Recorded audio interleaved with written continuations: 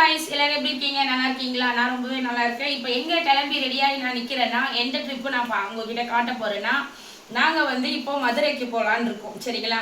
மதுரை மீனாட்சி அம்மன் கோயில் உங்களுக்கு அங்க என்னென்ன ஸ்பெஷலோ மதுரையில அது எல்லாமே இந்த வீடியோவில் உங்களுக்கு வரும். போகும்போதே நான் என்னென்ன பண்றேன் எப்படி அப்படின்ட்டு எல்லாமே உங்ககிட்ட நான் லைவா காட்டுறேன். இப்போ நான் ரெடி ஆயாச்சு, வாங்க போலாம்.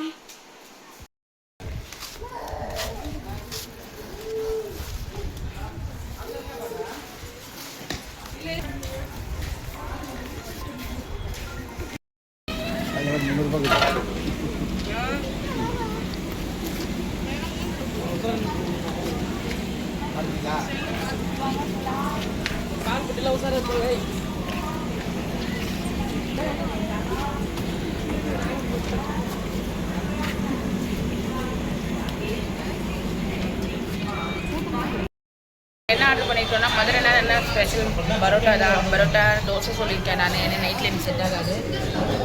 பாருங்க எல்லாரும் சாப்பிட்டு இருக்காங்க. நான் இங்கே தோசை ஆர்டர் பண்ணிட்டு நான் சாப்பிடுறேன். பாய். நெக்ஸ்ட் என்ன பண்ணுறேன்னு பார்த்து. ஹாய் காய்ஸ், இப்போ நம்ம வந்து கஷ்டப்பட்டு வந்தாச்சு. உள்ளே தான் நம்மளுக்கு வந்து மொபைல் அலோட் கிடையாது, வெளியில் மட்டும்தான்.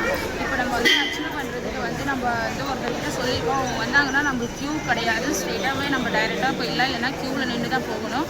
இப்போ டைரெக்டாக போகிறதுனால வெயிட் பண்ணிட்டு இருக்கோம். அப்படியே கோவில் சுற்றி பாருங்கள். இப்போதைக்கு இதை மட்டும் தான் பார்க்க முடியும்.